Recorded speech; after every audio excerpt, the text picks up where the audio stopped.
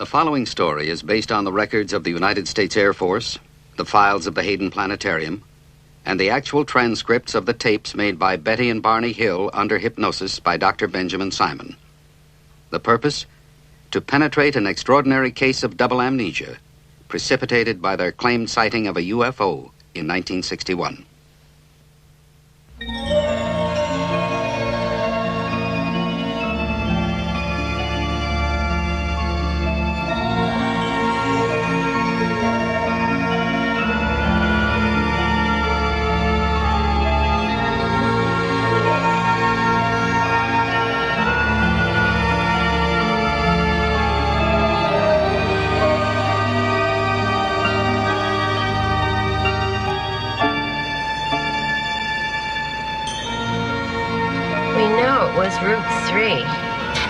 Off Route 3, and we've been on every single side road, dirt road, dead end, and there's no road, there's no clearing, nothing. Of course there is, we just haven't found it yet.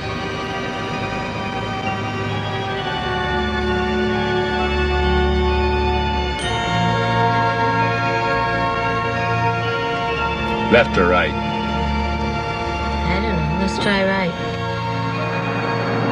I saw the thing. I knew I saw the thing. But if my best friend told me he'd seen it, I'd say he was crazy.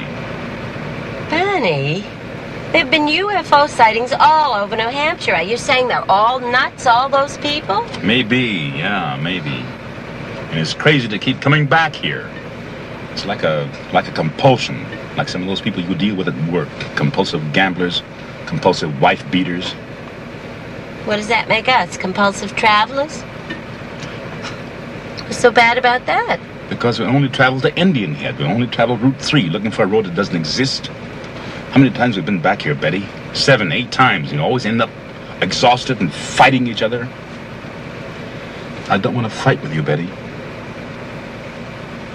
Let's not come back. Let's just decide not to come back again. Ever. But we will, you know. Well, you know. Oh, it's funny how we do that. Say the same thing at the same time.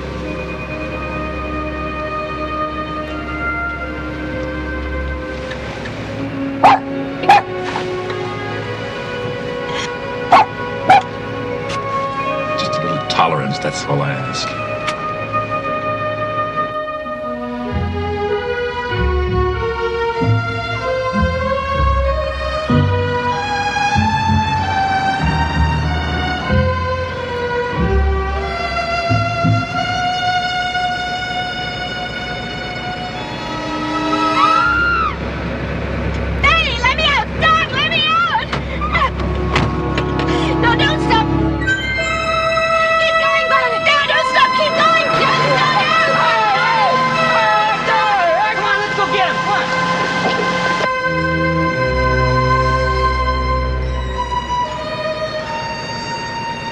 The moon sitting on the ground.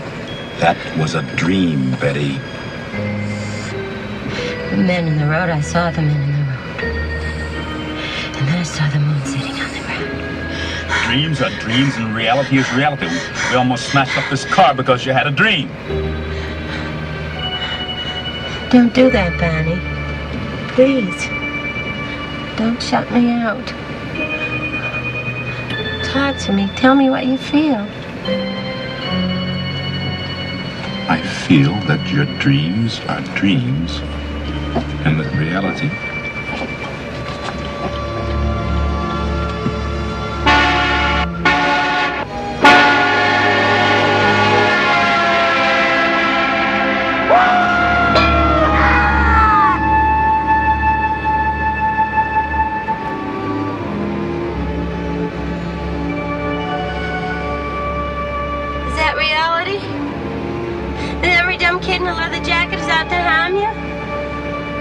What are you talking about? I wasn't scared, you were. Oh, don't do that, Barney. You were too. I saw your face before. And just now. I was brought up to be careful, remember? It's like an old, scratched, broken record playing inside of me. Be careful, kid, or they'll kill you. Marrying me wasn't being very careful, was it?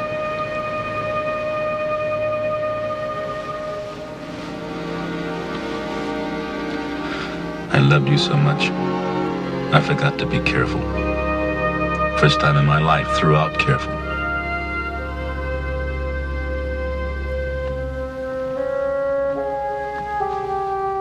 Barney,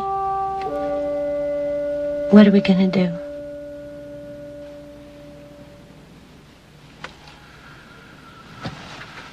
How do I know this thing happened? How do I know I wasn't just seeing things?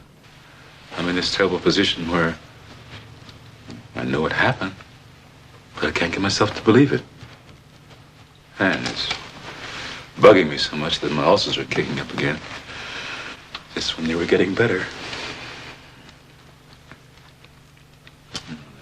It's worse than that. I'm trying to minimize.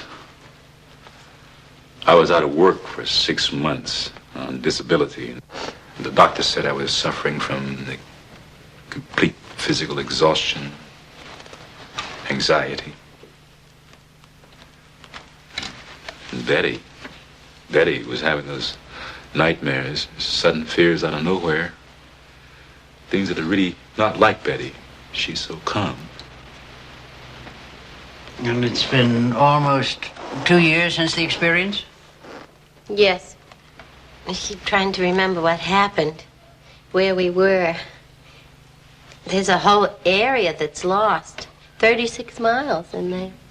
Between the time we saw the UFO or whatever and when we heard the beeps. Now, Concord's about where you heard the beeps. There's a beeping sound. Beep, beep, beep. Is there something shifting in the car? I don't know. Uh-oh. Do you think that thing is back again? How strange. Wait a minute. I wonder if I can make the car do that myself. It was at this moment, beeping, when your memory returned. It's a time previous to this that you can't remember. Yes, Dr. Simon, that's right. I see. We go back there. Weekends, holidays, whenever we get a chance. We were just there a couple of days ago. The 2 Indian head, you mean? Yes, trying to find... sort of woke up from a daze and saw the sign, Concord 17 miles. Suddenly, Concord. It was so strange.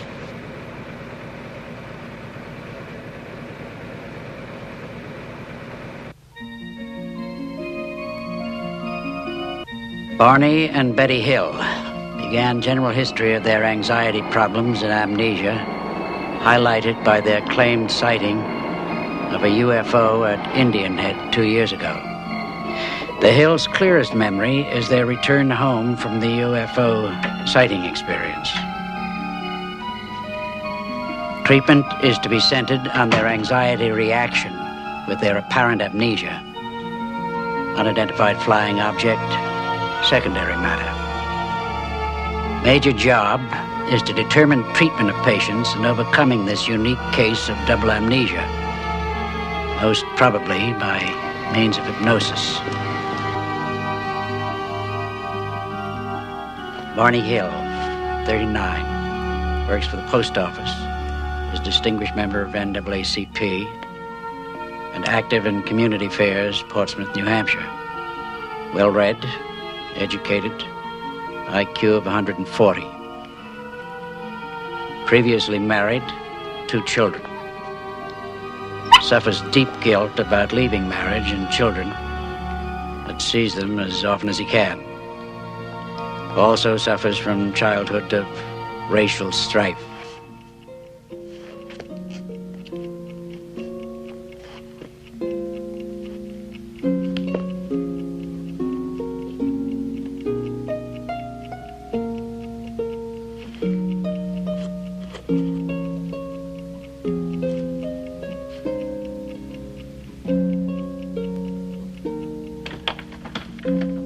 Betty Hill, 42, comes from an old New Hampshire family dating back to 1629.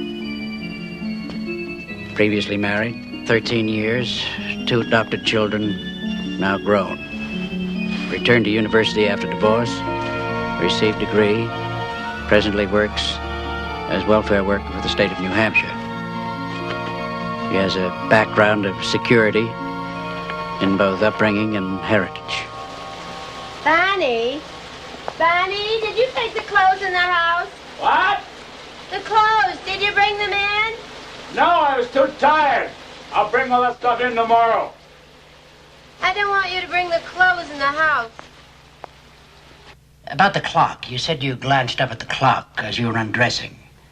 Did you see the time? I saw that it was 5 after 5. Didn't register. I don't think Barney realized it either. Neither one of us realized till months later that it was that late.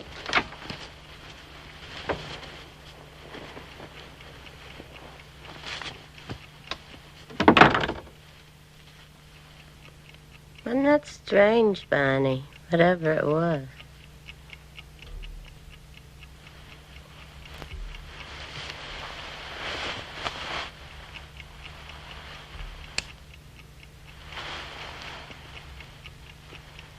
Tops of my shoes are scuffed. What?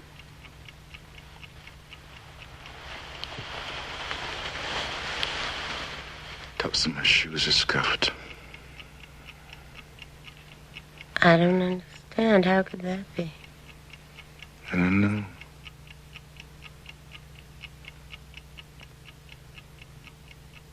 Now, Mr. Hill, when you woke up the next morning, did you experience any particular discomfort on your groin? No. It was there. I could, just had a feeling. But there was no pain or anything. Well, how much later was it that the warts appeared? Oh. 2 months, I guess, before they actually appeared. Before I actually saw them. Because I had a feeling before they actually appeared. So he went to the doctor and he diagnosed it, and by means of electrolysis, he was able to get rid of them. Yes, sir. And you haven't been in trouble with them since? No, I haven't. I see. Please, continue.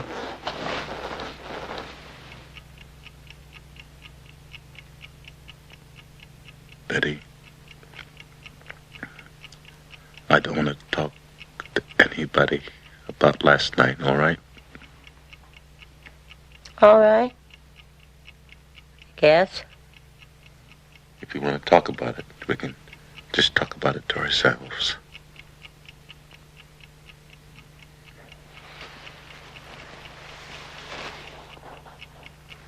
But we can't just not talk about it, you know. I know that. I want to talk about it to you. I don't like feeling alone with this thing. You're not alone with it, love. How could you be? We wondered about it, and we talked about it, and then I asked Barney if he thought we could draw what we saw. And he didn't want to do that. But Betty found a way to talk me into it. Well, I'm good at that. And then when the drawings were identical, well, Barney thought they were only similar. I wanted to call my sister, and Barney didn't want me to do that. He got angry. And then when she wanted me to check for radiation, Barney got really upset. Where's the compass? Where's the compass? I don't know what you're talking about, Betty. The compass, where's the compass? I don't know where it is. How am I supposed to know where the compass is? Come on, Barney, you're a big help. It's in the drawer where it always is. Why don't you look before you ask? It's always there in the same place. Betty, listen. I think you're getting too excited about all this, and I think you better calm down. I think we just better forget about all this. Barney, would you please come outside and look at the back of the car and see what happens to this compass? Janet says a compass works like a Geiger counter. And if the car has any radiation... Oh, Betty. It's all so ridiculous. A car is made out of metal, and any metal would attract a compass. The compass just went crazy. Near the trunk, the spare tire. Not near the battery, or where you'd expect it to. And there were these strange, shiny spots on the back of the car. I finally got Barney to come out and look at them. I figured if I humored her and looked, she'd calm down. Well, did the spots stay on the car? No, they disappeared. They didn't disappear. At least not right away. What happened is that when I had the car washed, they stayed. All right. Now, let's go on. Janet, it went crazy. Yes, the compass, and there were strange spots on the back of the car.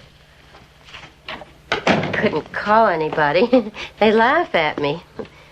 No, I'd be embarrassed, and Barney and I decided not to tell anyone, not anyone else. Were you able to deal with that, to live with that? Yes. Well, yes and no. You see, so much of our life was so happy.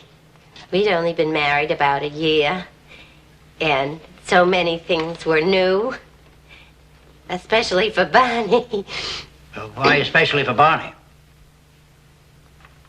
Well, the only change in my life was that I was married to Barney. I lived in the house where I'd lived for years. I had the same job and the same friends. But for Barney, everything was different. He lived in Philadelphia in what was really an all-black society. And here in Portsmouth, it's pretty much an all-white society. It wasn't just a new marriage for Barney. It was a whole new life and new friends. Barney makes friends so easily. Our best friends then were Jack and Lisa McCraney. Jack's a lieutenant colonel at the Pease Air Force Base, and he and Barney just hit it off. I knew Barney wanted to tell Jack about what we saw. He kept putting it off. But I finally came out with it. The sighting, if it was a sighting, was still gnawing away at me. The sighting itself? No. Whether or not there was a sighting, and whether or not I was, we were seeing things. And Jack just confirmed my suspicion. He said in so many words that anyone that said they saw a UFO was nuts. And that only made things worse, you know. They were our best friends. They were around all the time. We could talk to them about anything at all, except UFOs. That subject was just plain taboo. And those terrible dreams were starting. Had you told Barney about your dreams yet? I'd mentioned them. He had so little time. Barney was working nights in Boston. 60-mile drive back and forth. We were, except for weekends, we were sort of passing in the hallway. It's the moon, you idiot. What are you barking at the moon for? Yes, well, I imagine they were long nights for you. Hard on you. Very long. I keep saying this, though, you know, that we were having so much fun. Barney had joined the Toastmasters because he thought he couldn't speak in public. And he found out he could. Then he found out he could make people laugh. The house was filling up with old joke books and old routines on records. And he'd spring them at the worst possible moments. Not so fast, Rodriguez.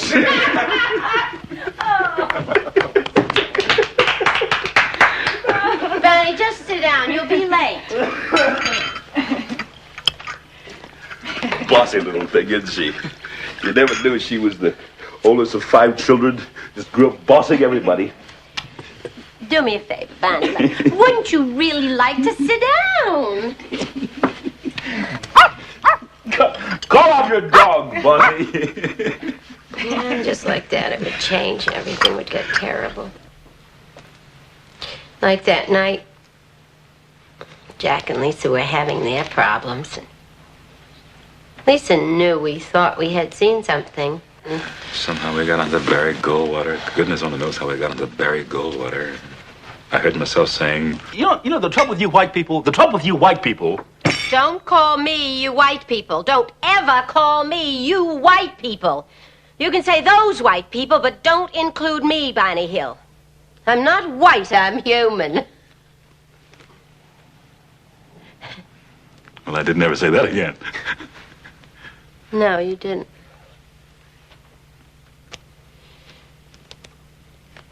And then they were getting ready to leave, Barney, too, because he had to be at the post office by 9. And when they all were saying goodnight, you could have cut the tension with a hatchet. My fellow citizens, let no one doubt that this is a difficult and dangerous effort on which we have set out. The path we have chosen for the present is full of hazards, but it is the one most consistent with our character and courage as a nation and our commitments around the world. And then Barney came back. He said he was going to call in sick. He was so worried, and he was just lying there with this white cloth over his face to help his headache. Better? Not much. Barney, I want to ask you something. I can't, not with that thing over your eyes. It was your idea. This probably isn't the time, anyway. But I really wanted to ask you. Listen, Betty, I was just listening to the news. Barney, I said I wanted to ask you something. This is important, Betty, really important. If they actually do start shooting missiles. Who? Nobody's going to start shooting missiles, Barney. If they do, and we're not together, if I'm at work and can't get here, now listen to me. What I want you to do is make your way to your mother's house. Now manage to get there. Is that clear? Yes. Yes, sure. Good.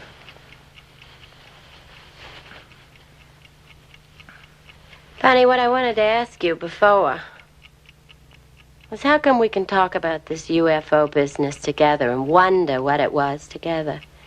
But with Janet, with Jack, it was a plane, period. With you, I can look like a fool. But with my friends, I can't afford to look like a fool. I got to hate that washcloth. More and more, he'd just lie there with it over his face. Just kept calling in sick. Well, I was sick. The ulcers, the headaches. Yeah, I was worrying. I mean, I've always been a worrier, but this is really getting out of proportion. Worrying about things that I didn't have any control over. I really thought we were going to be attacked. By whom? I don't know. Well, I thought Russia, but I don't know. And were the nightmares continuing, Betty? Yes, on and on. I started writing them down. I'd get up in the middle of the night and write till I was exhausted. I had done that before. When things upset me, I would write them down. It would help. You still have a copy of those dreams? Yes, I stuck them away somewhere. You know, that's funny. I'd forgotten I wrote them down. Because I'd like a copy of them, if you don't mind. Oh, sure. I'll look for them. And it was about this time, Barney, that you went to see the doctor, and he suggested that you take a rest, take a sick leave. Yes, it was about this time. So, I just started staying home, trying to relax, work in the garden, read, stuff like that. The kids came more often. You know, I could see them more often. They really liked Betty. I mean, they got along well with her. They really loved her. Because I used to tease her. I told her that it was her cooking they loved. But, mainly I was just lying around and reading UFO books.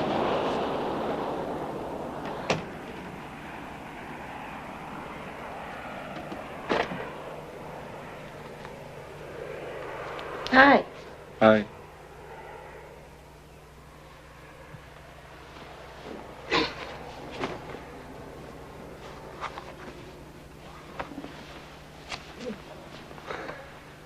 What's the matter? You upset? No, I'm not upset. Why? You weren't smiling. When you came in, you weren't smiling. I didn't notice. I did. Well, obviously you did, or you wouldn't be uptight about it. Well, I'm not uptight.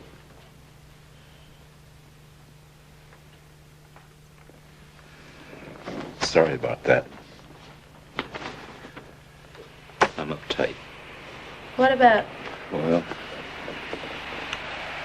if I knew. I wouldn't be lying around this house all day, would I? Wouldn't be reading these stupid books. My eyes are folding in until... What?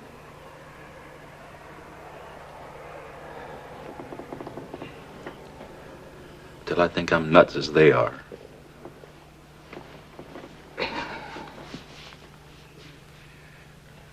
When I asked you to marry me, you said you wanted a psychiatric evaluation. But don't laugh. You may have been right. Oh, what do you mean? I mean that your instincts may have been right. You may have sensed something. Oh, no, my love. Oh, no, you didn't understand. It wasn't you I questioned. It was me. And I couldn't tell you. Tell me what? I still can't. Listen, don't you know by now you can tell me anything?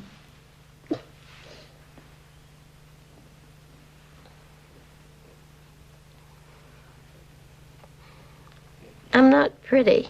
Who says?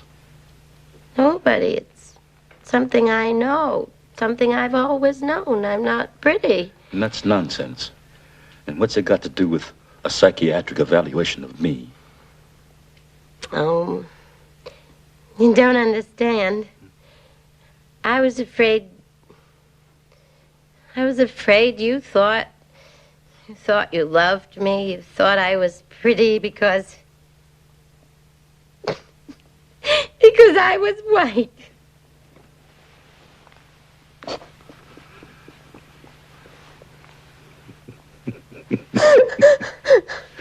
Hey, that's like me being afraid you didn't love me. You only loved my beautiful black body. Well, I do. Oh, well, there's that too.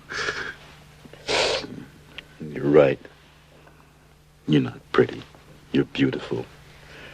And I see the whole world, Betty. I see every bit of beauty in the whole world in your face. No. I see you, Betty. I see you.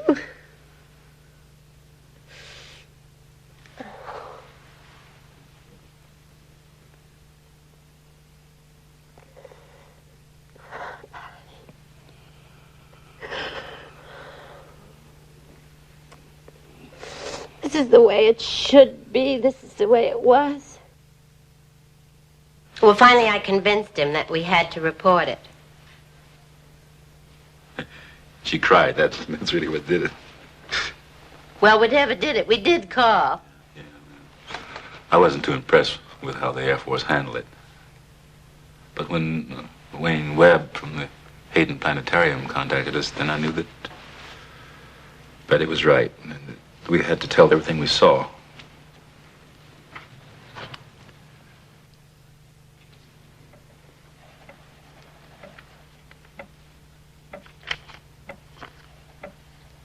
No need for you to be concerned. No need for you to be worried. You are deeper and deeper asleep. You are deep asleep. You will remember everything, and you will tell me everything. It is now September 19th, 1961. You will remember everything, and it won't trouble you. Your memory is sharp now.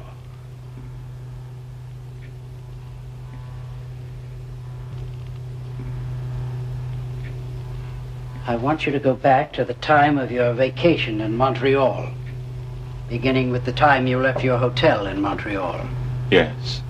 I want you to tell me in full detail all your experiences, all your thoughts, all your feelings, beginning from the time you left your hotel.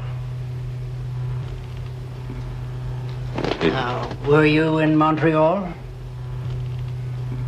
It was approximately 112 miles from Montreal. We were driving from Niagara Falls through Canada. Well, just go on. Tell me about your arrival there. The thoughts that were going through my mind was that would they accept me at the motel, because would they say they were filled up? And I was wondering if they were doing this because I was prejudiced. Because you're prejudiced? Because they were prejudiced. You run into this a lot, I take it. I've not actually run into being denied accommodation yet. You mean you worry about it? But I know that this does happen, and I am concerned. Did you tell your wife about your concern? Does she share it? I express it, but she does not share my concern in this matter. Very well. Go on. We are riding around, and I'm lost. And I'm concerned about the toll gate customs. Why? I have a gun in the trunk of the car, a .32 pistol, and it is hidden in the well of the trunk of the car with the trunk mat over it. And I'm thinking, why did I do this? Why did I bring this gun along? And I know it is all my fears, that I believe the hostility of white people, particularly when there is an interracial couple.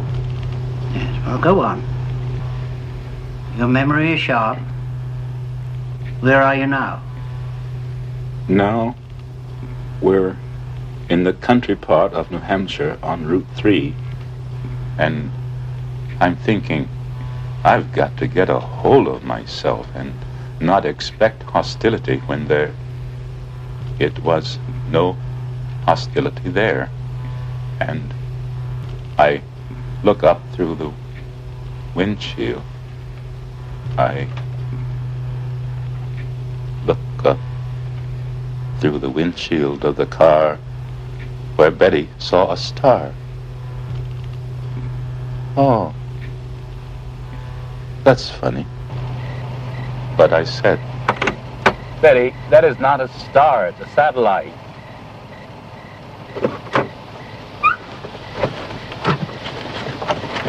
Come on, Dulcie, let's get up. Hurry up, Betty, so I can see. It's not a satellite, it's a plane. Barney, what kind of a plane is that? What kind of plane was it? It is right over my right, and it does not go where I thought it would go. Barney, I'm asking you a question. What kind of a plane is that? Oh, that's funny. It was funny.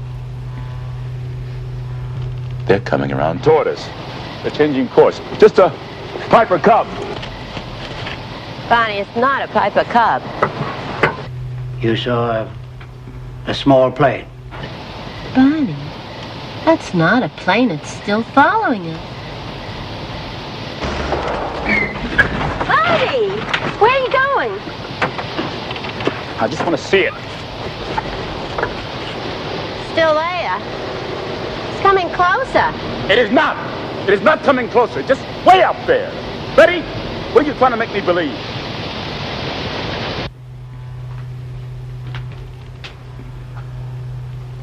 All right. We'll stop here for now. Just relax. Be comfortable. Until you hear me speak again, you won't hear any sound here. Just rest and be comfortable.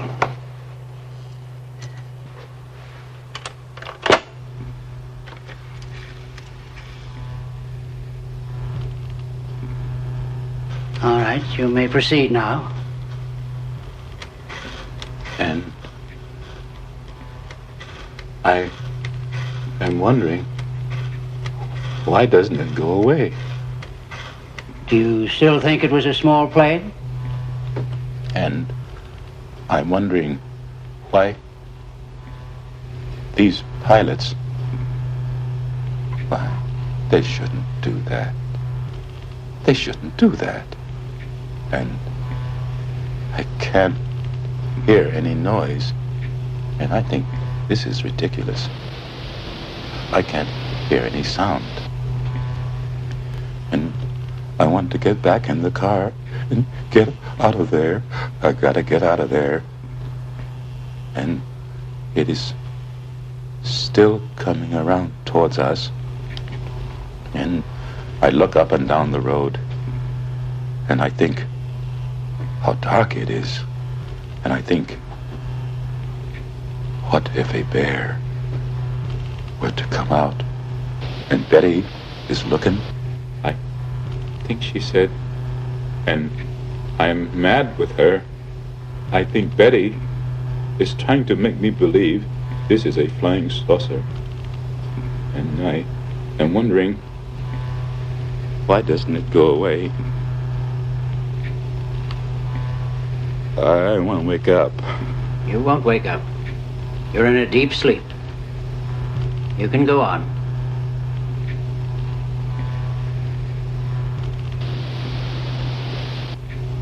It's right over my right. What is it? I gotta get out of here. This won't trouble you. Go on. You're remembering everything now. And I try to maintain control so Betty cannot tell that I am scared. Oh, I am so scared. Go on. This won't hurt you. Experience it. It won't harm you now. I gotta get my gun! I gotta get my gun! I gotta get out of here! I gotta get my gun! I gotta get my gun! Take it here.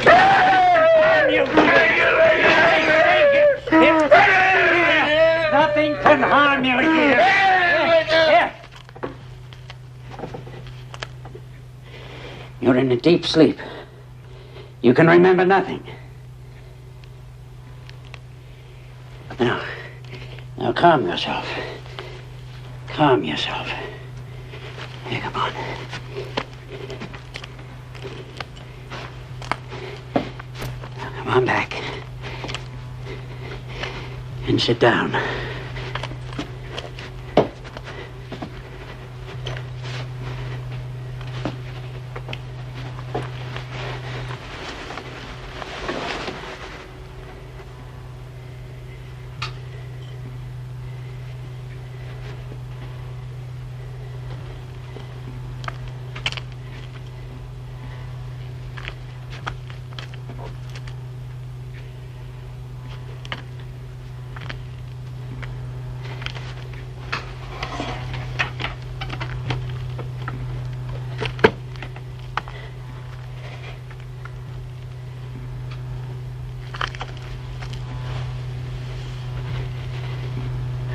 All right.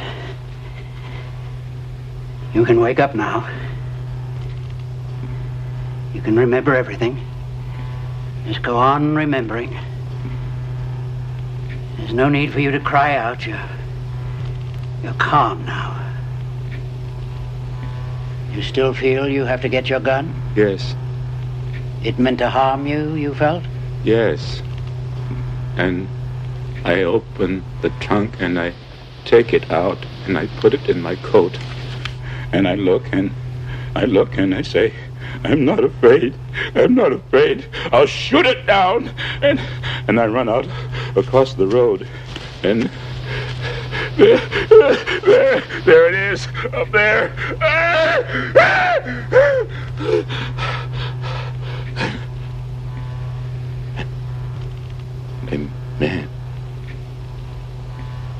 A man. Is he a captain? What is he? And he's looking at me, and I say, no, I have to shake my head. This isn't true. This can't be true. And still there. And I look up and down the road, and I think, can't somebody come along and tell me that this isn't there? It's there. Are you sure it's there? Yeah. You're not having a dream? And I touch my right arm. It's not my right, it's my left arm. And it's there. If I let my binoculars fall and dangle, maybe it won't be there.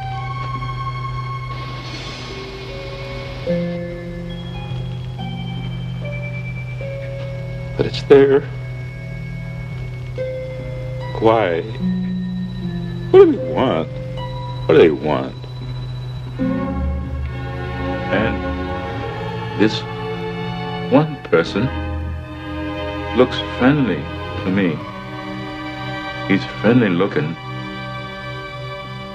And he's looking over his right shoulder at me, and he's smiling, and he's friendly. But the other one, with the evil face, he looks like a Nazi. He's a Nazi. Did he have on a uniform? Yes. Did they have faces like other people? His eyes are slanted. Oh. His eyes are slanted. Oh. I feel like a rabbit. What do you mean by that? When I was hunting for rabbits in Virginia, this cute little bunny went into a bush that wasn't very thick, and my cousin Marge was on one side of the bush, and I was on the other with a hat, and this poor little bunny thought he was safe, and it tickled me because he was just hiding behind this little stalk that meant security for him. And I pounced on him and threw my hat on him and captured the poor little bunny that thought he was safe.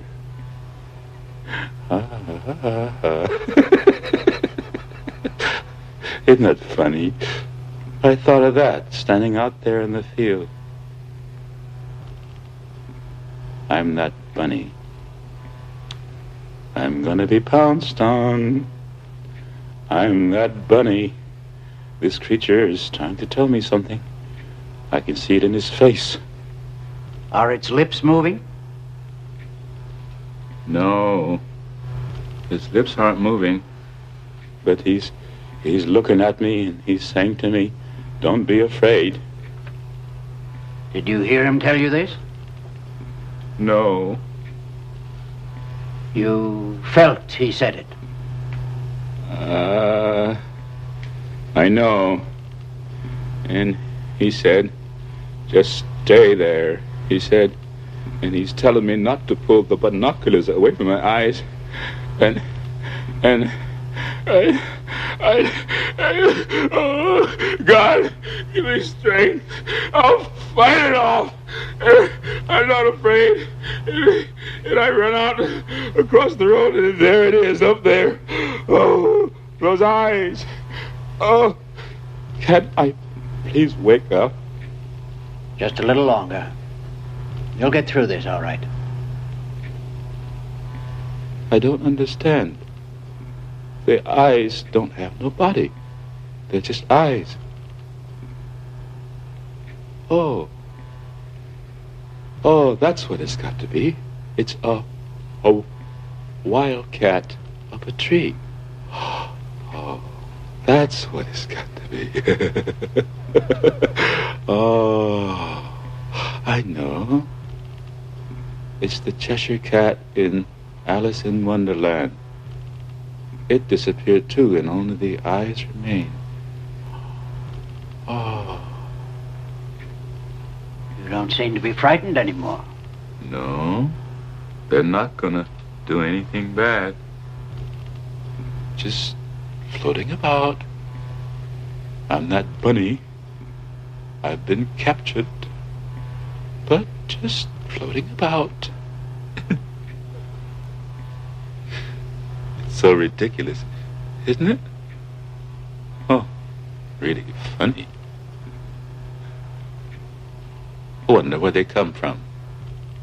They're not gonna do me any harm. I wish I could go with them.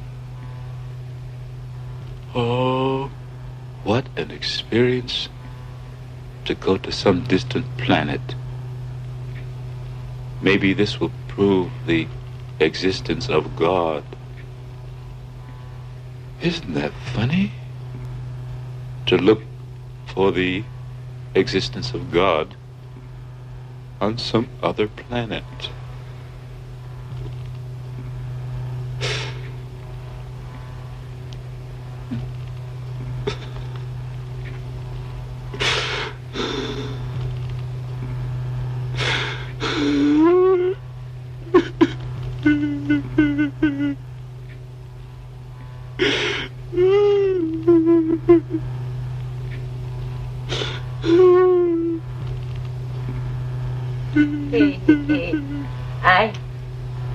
I don't know if he was laughing or crying, but he said to me they were going to capture us. They're going to capture us.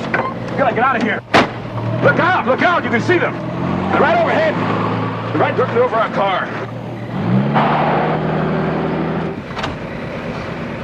They're out there, I don't see anything. It's all black, I don't see them.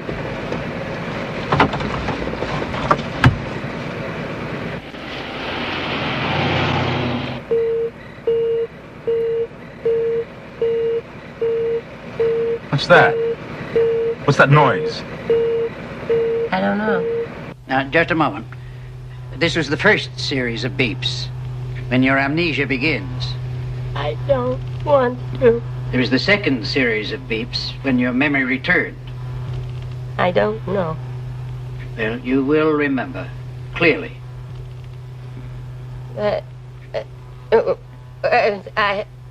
My mind's blank.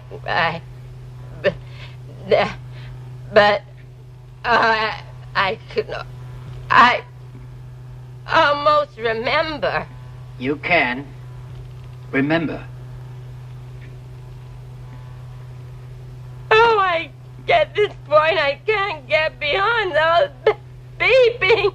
You can get beyond it. It's all right. You've never remembered it before. This is the 2 hours you could never remember until now. Because you're there now. It's all right. Go on. Remember. No need to be upset.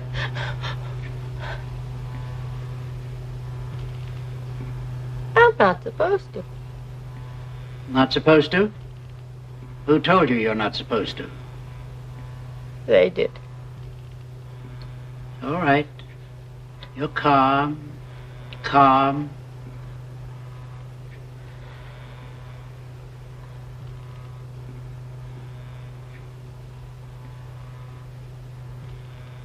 We're driving along.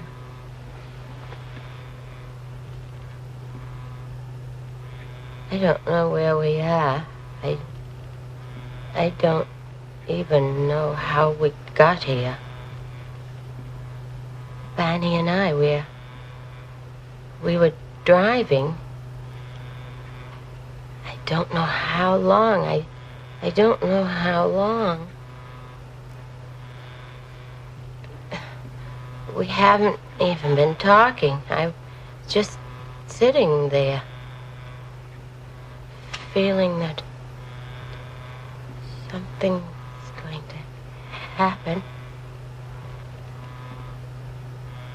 I'm not really too afraid. Except now I am. That time I didn't feel afraid. Why are you crying if you're not afraid? I'm afraid now. But then I wasn't afraid. I was afraid. I was afraid when I saw the men in the road.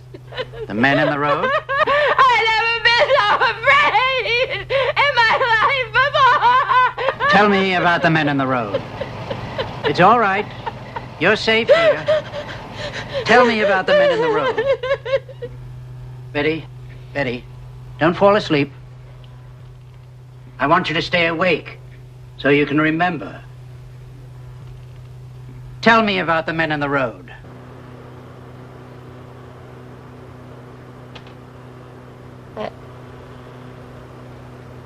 I wasn't too afraid of the men when I saw them. They were standing there. And I thought, oh, well, you know, they're not so awful. I don't know, I wasn't too afraid when I saw them. They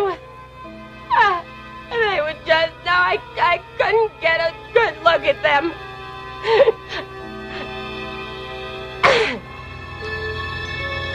Maybe their car's broken down. What are they doing here? And then they started coming to us. And then when they did that, I got really scared. And Barney tried to stop the car. And when this... What was that? I didn't hear that. I thought if I could just get my hand on the door of the car and open it, I can run into the woods and hide. And Barney is yelling. They're going to capture us. They're going to capture us. They're coming closer. Oh, my. Oh. Closer. I just put my hand out. I put my hand on the door of the car. And I'm going to open it. And they open it for me. They open the car door. This man. Now there's two men behind us. Oh, there, 1, 2, 3 men. And there's 1, 2 more men behind them.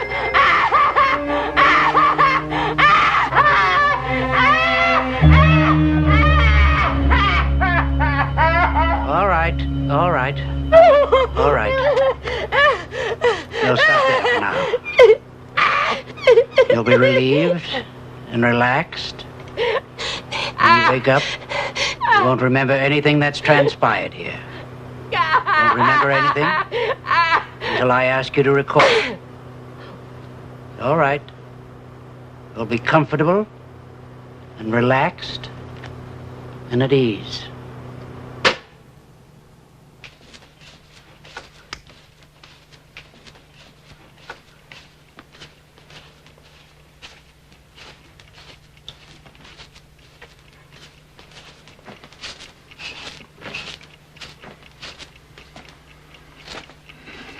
Oh, the beautiful people. Don't do that. The Kennedys don't giggle. What about? You got no class, girl. Don't give me that talk about your Mayflower ancestors. Now, how could I go and marry a girl with no class? No, Betty, no. Not that, no, Betty, not that, no, anything but that, no. Serves you right. No class. You're really feeling good, aren't you? Yes, I am. Just minutes. I really feel good. I come out of those sessions, it's like a weight lifted. And I don't know what the weight is, but something's working, because there are these minutes before it all comes creeping back again. With me, it's a day or so. And then I can't wait for the end of the week to get back in there. Like today, at lunch, I felt so cool I had an onion with my hamburger. Barney, you know we said we wouldn't eat onions unless we both had them. Oh, I'm sorry. I forgot. I'll get you one. What? I'll get you an onion. Oh, I don't want an onion, you lunatic.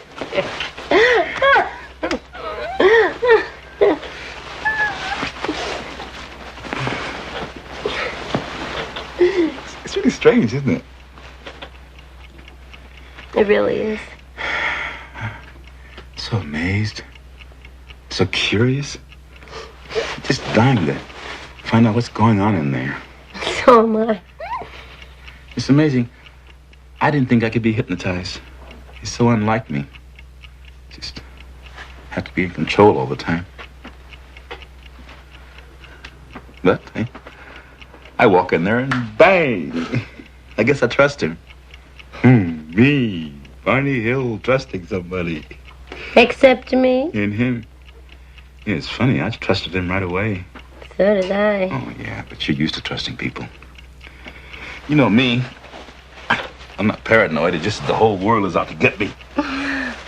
Especially boys with ducktail haircuts and old ladies. Old ladies?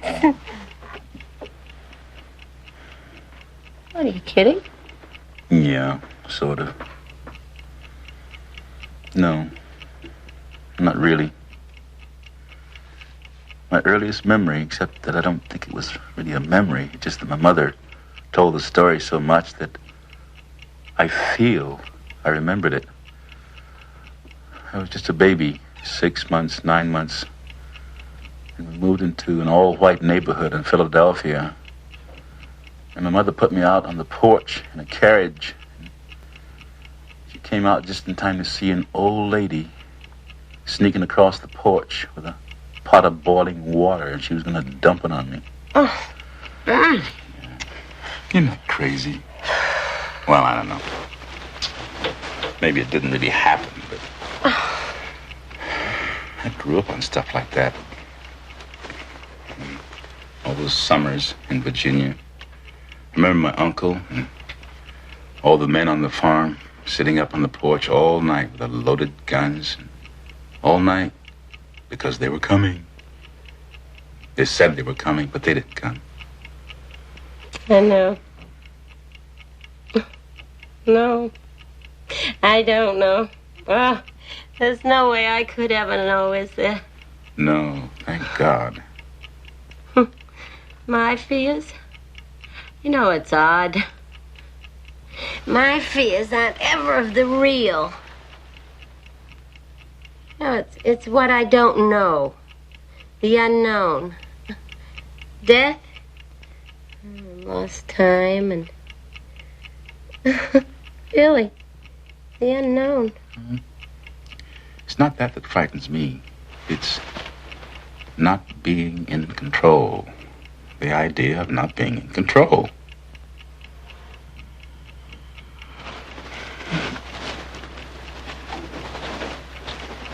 You promise me something?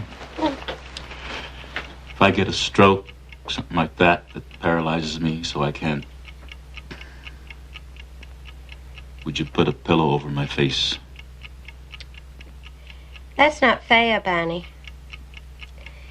Barney, that's not fair to ask me a thing like that now, to ask me to promise. All right, don't promise now, but if, just decide then, knowing. Okay, I'll decide then, when you're 102. It runs in the family, you know, strokes. And I truly am scared. I would have told you about that and asked you about that before, but I didn't want to frighten you. Would you be all right? No. No, I wouldn't be all right. Oh, baby, don't cry. Didn't mean to make you cry. Yes, you did. You did. fine. We were laughing. We were fine. You had to spoil it. You had to.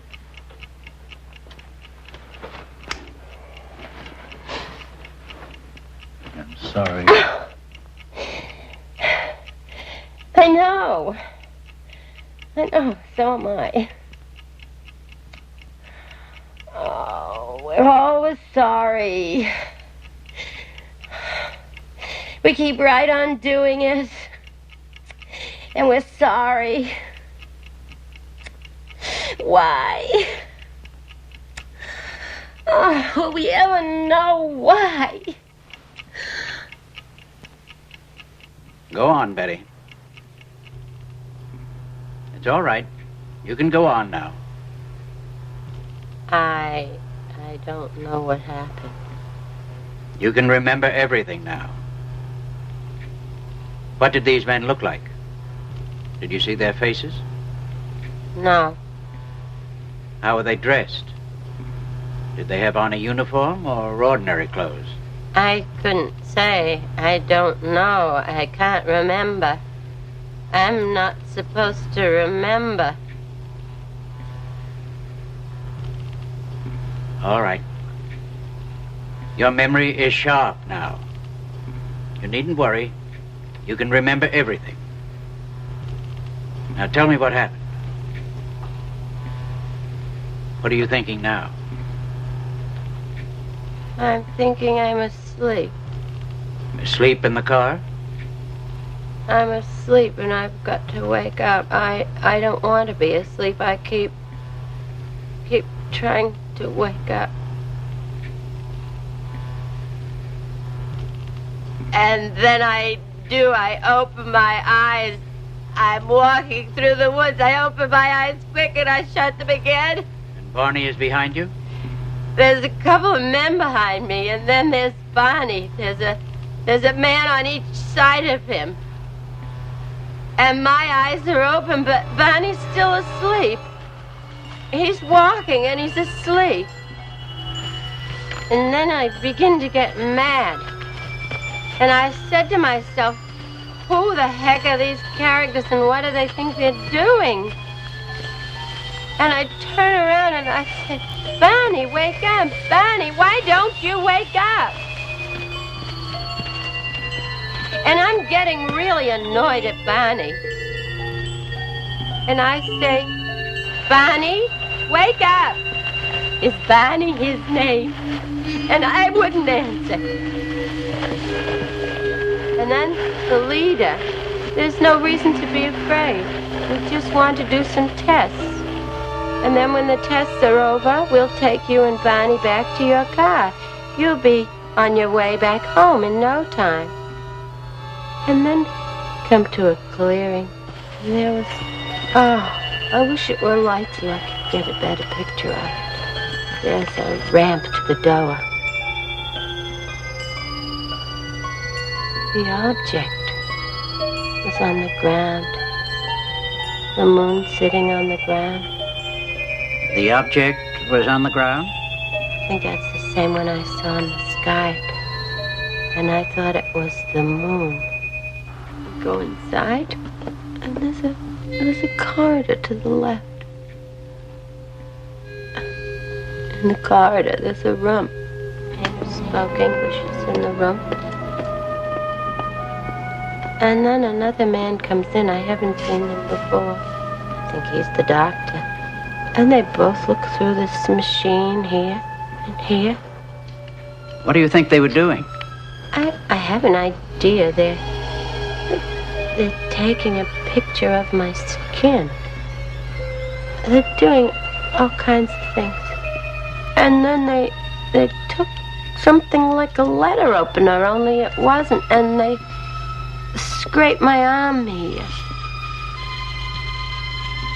And then they put the little skin scraping in a piece of cellophane or plastic, something like that. And then they feel my hair, the back of my neck, and take a couple of strands and pull it out. And the examiner tells me to take my dress off before I even have a chance to stand up to do it. Your dress has a zipper down the back? Yes, it zips down the back. The examiner unzipped it and flipped my dress off. And they're talking. I don't know what they're saying. I couldn't understand that part. I want to do some tests. I want to test your nervous system. I don't know how our nervous systems are, but I hope we never have nerve enough to go kidnapping people off the highways as you've done. I'm lying on the table. I don't know what they're doing, but they seem so happy with whatever it is they're doing. And they touch me with a needle. It doesn't hurt. It's something like a TV screen. And then they turn me on my stomach and then back over on my back. And I see the doctor has a long needle in his hand. Go on. Go on, it's all right. What are you going to do with that? And he tells me that it won't hurt. He just wants to put it in my navel. It's just a simple test. Stop, it's hurting, take it out! And the leader comes, he rubs his hands over my eyes and says it will be all right. I won't feel anything. The pain's gone away, but still sore when put that needle in. I don't know why they did that, because I told them they shouldn't do it. Did they make any sexual advances to you? No. I asked the leader, I said, why did you put that needle in my navel? And he said, it was a pregnancy test. And I said, I don't know what you expected, but there was no pregnancy test here. When you had all of these experiences with your dreams, why would you have dreamed all these things? The dreams were the same as the experiences that you felt you had? I figured that in my dreams I remembered what actually happened.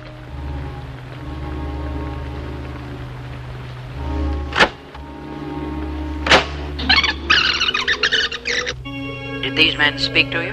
Only the one I thought was the leader. What kind of language did he use? He did not speak a word. I was told what to do by his thoughts. And I was always aware that somehow there was something peculiar, which is the absence of a mouth. There seem to be indications that a great deal of the experience was absorbed by Barney Hill from Betty, in spite of his insistence that this was his own. And there are definite indications that her dreams had been suggested as a reality. The implications are self-evident. Go on, it's all right. And so then I asked him where he was from. And he asked me if I knew anything about the universe. And I told him, no, I knew almost nothing. But don't judge this country by me. There are people who do know all about the stars. And there was this one big circle, and it had a lot of lines coming out from it. And then to another circle, quite close, but not as big. You think you could draw the map? Yes, I think so. He said these were places they went to occasionally, and the broken lines were expeditions. And I asked him again where his home port was, and he said, where are you on the map? And I looked. I laughed and I said, I don't know. And he said, if you don't know where you are, there isn't any point of my telling where I am from. Well, did they actually speak English? I've been telling myself I heard them in English with an accent, but I don't know. Could it have been thought transference? No. I knew what they were saying, and they knew what I was saying, but if it... I knew what they were thinking. I knew what they were thinking. And I said, you promised I could have the book. And he said, I know it, but the others object. And I said, but this is my proof. And he said, that's the whole point. They don't want you to know what happened. They want you to forget all about it. I won't forget about it. You can take the book, but you can never, never, never make me forget.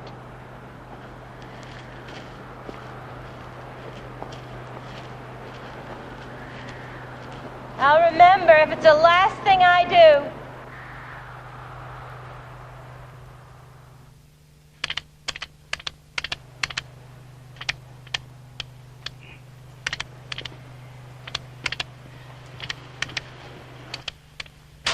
Why do you think they were examining your skin? You suppose it was because your skin and Barney's skin were of a different color? I don't know.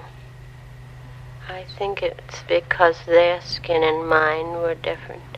And I started to get out of my car, and I felt myself supported by two men, and my eyes were closed. Now, just a minute. Didn't Betty tell you this? No, Betty never told me this. But didn't she have dreams of this and talk to you about them? Betty said that we were inside a UFO in her dreams, not how we got there. Yes, but didn't she tell you that you were taken inside? Yes, she did. Well, then she told you everything that was seen inside, and about being stopped by these men? No, she did not tell me about being stopped by the men. She did not have this in her dreams. I saw this.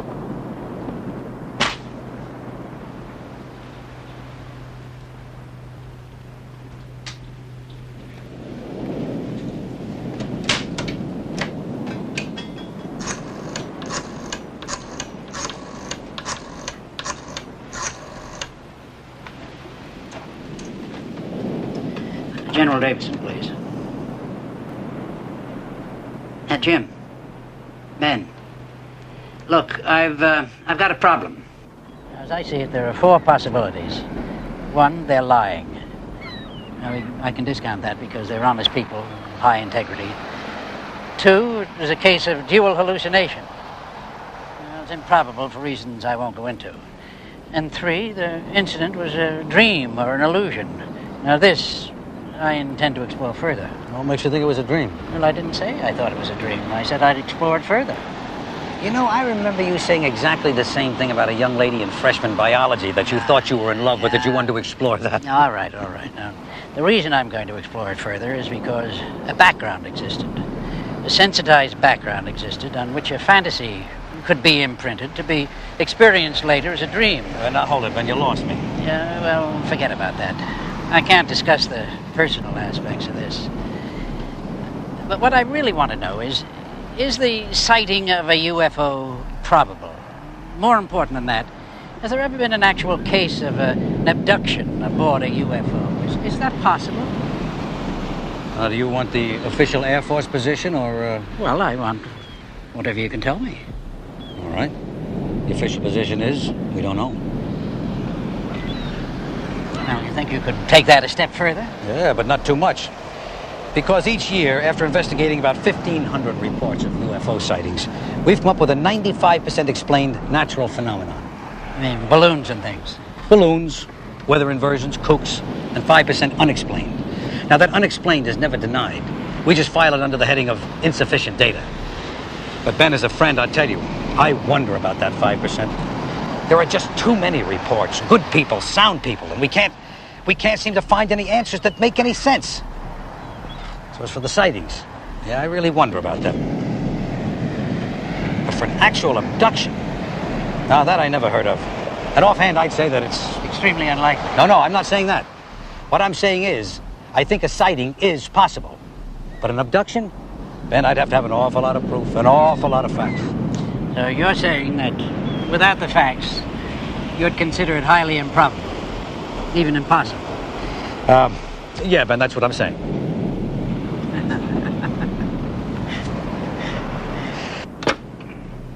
Barney and Betty Hill have hypnotized each of them separately, and each of them separately remembers in general the same experience.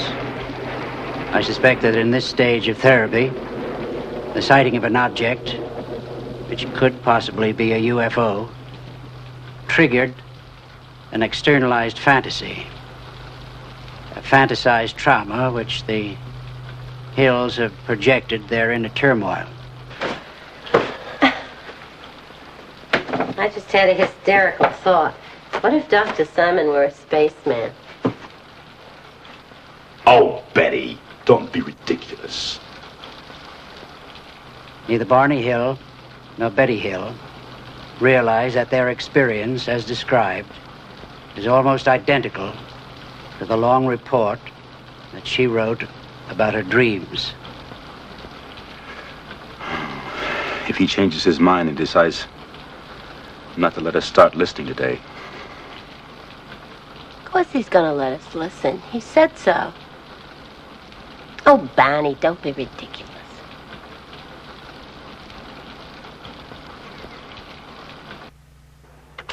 So he asked me, what are vegetables? I just couldn't explain what vegetables are. And he said, was there one kind I liked? And I said my favorite was squash. And he said, tell me about squash. So I said it was yellow usually. And he said, what's yellow? And I started looking around the room. And I couldn't find anything yellow at all. Now, I want to read something to you. He asked questions. What did vegetables look like? My favorite one, squash. What did it look like? I tried to explain the color of it and looked for some yellow coloring in the room, but could not find any. It's from my dream. What I wrote down. Yeah, well, now, I want to explain something to you that you probably know already. The rules that operate for the conscious mind don't operate for the unconscious mind. Things are and are not all at the same time. Now, under hypnosis, what a subject believes determines what is truth to him. Wait a minute. Would you say that again?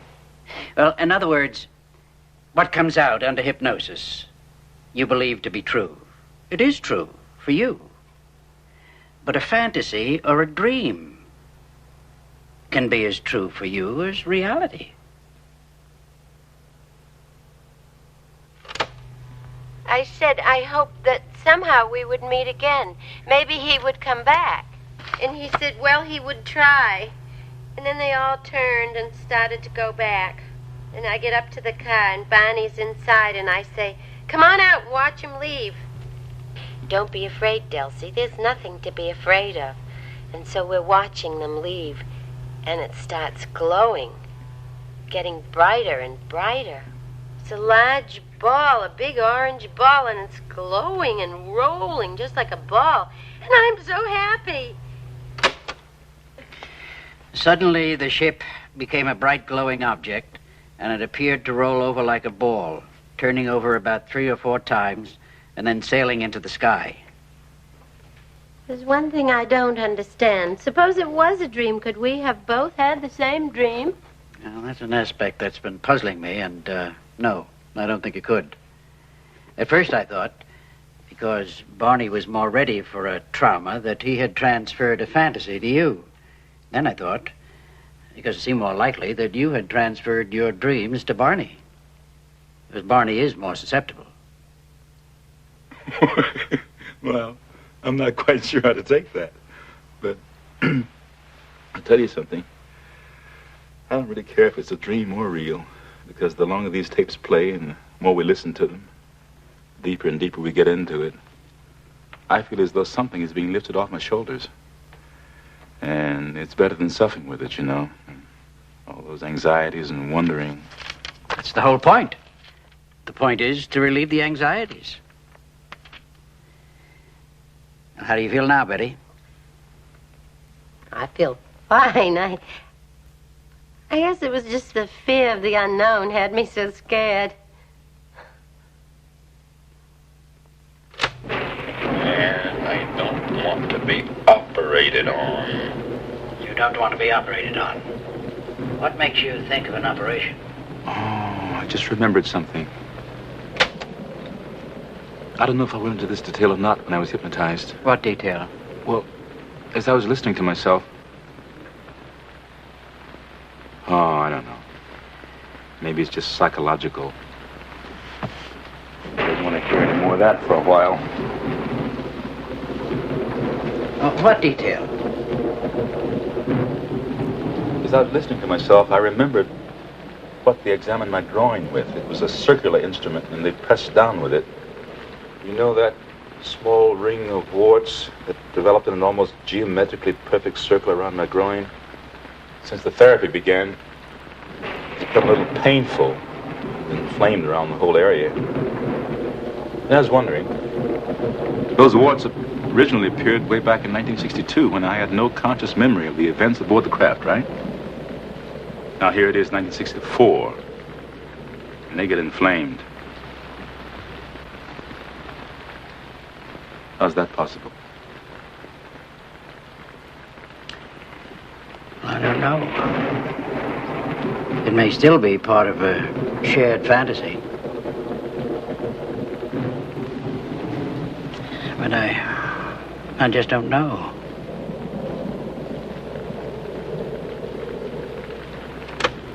I want to wake up. You won't wake up. You're in a deep sleep. You can go on. And I look and I say, I'm not afraid. I'm not afraid. I'll shoot it down. And I run out across the road. And there it is, up there.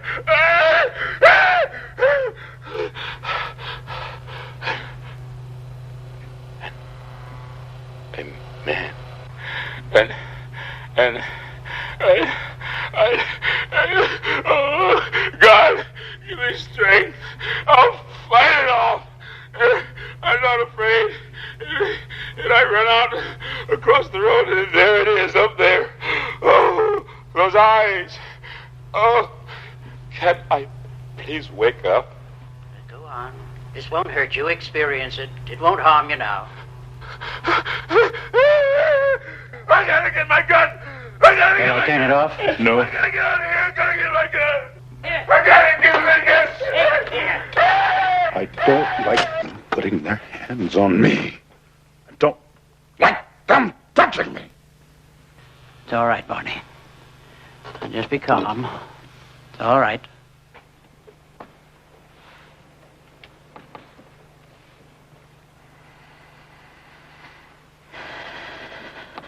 Dr. Simon, I don't want to offend you in any way, you understand? I have a great respect and admiration for you. And I can only thank God that we came to you with all this. But your theory about dream or fantasy, it's real. It did happen. I know that now.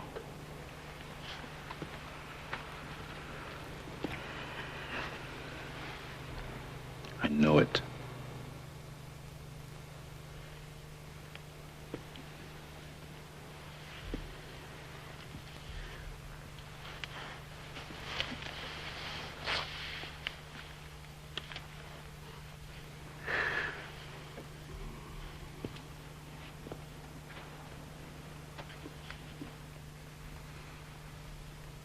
Dr. Simon, I haven't said before either how grateful I am.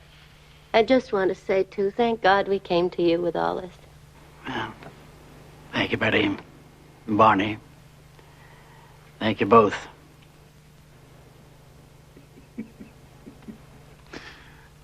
I had the feeling, listening, that I gave you a few bad moments there. Oh, I tell you. His little old heart went pit-a-pat a couple of times. You're a big man, Barney, and going for your weapon. Yeah. I had that gun in my coat the whole time. Can you believe that? Walking along, with my eyes shut. Scared little bunny rabbit. And a gun in my coat. And you didn't have a gun, and you're half my size, and you're telling those creatures off. Mighty Mouse. What in the world was I so afraid of? Betty, you had a good time. Well, what do you think? You must have given it some thought.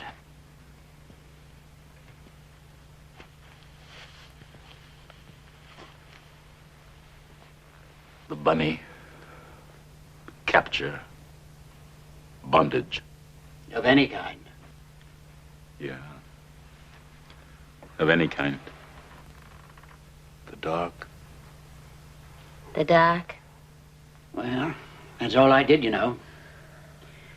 A child is frightened of his dark bedroom. You lead him slowly, gently into that dark, frightening room. Let him touch all the corners, all the objects that seem like monsters, until he knows that those corners are just corners. The monsters are just chairs and lamps.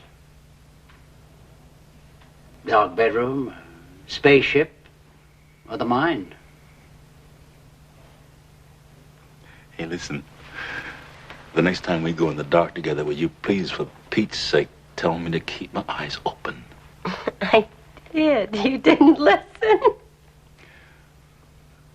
I will. Next time I will.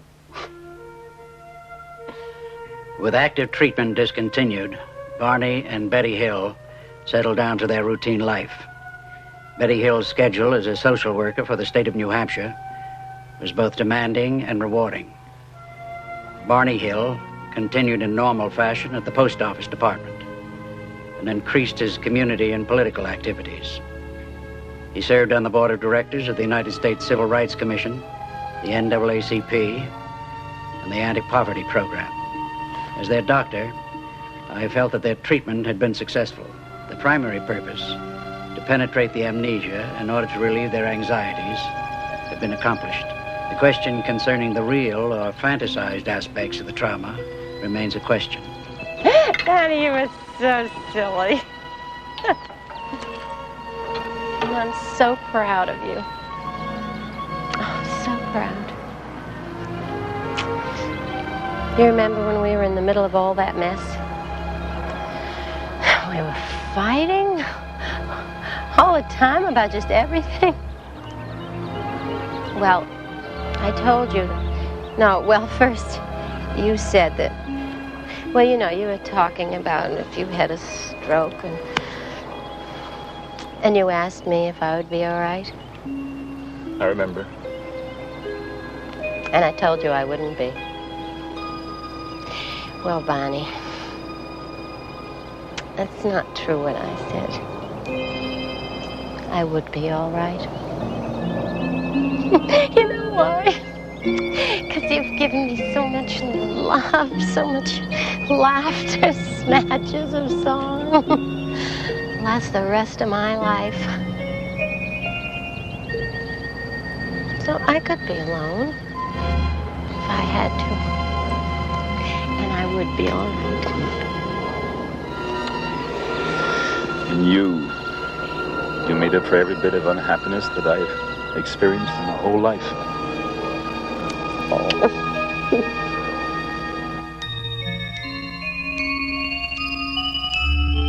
In 1963, under hypnotic suggestion, Betty Hill drew from memory the map shown to her aboard the spacecraft. Astronomers became fascinated, for what if the map corresponded to a pattern of real stars from an alien viewpoint? Astronomers reasoned that the majority of star systems likely to have life-supporting planets were located in the obscure southern constellation of Reticulum. Yet 3 stars in the cluster were unknown until 1969. No astronomer on Earth knew their position in 1963. But that same year, Betty Hill drew a map which contained these undiscovered stars. Astronomers at Ohio State University requested a computer to put them in their correct position out beyond the incredible double star system of Zeta Reticuli 1 and Zeta Reticuli 2, 220 trillion miles, 37 light years away from Earth, looking toward our sun. And the computer duplicated with virtually no variation the now famous map of Betty Hill.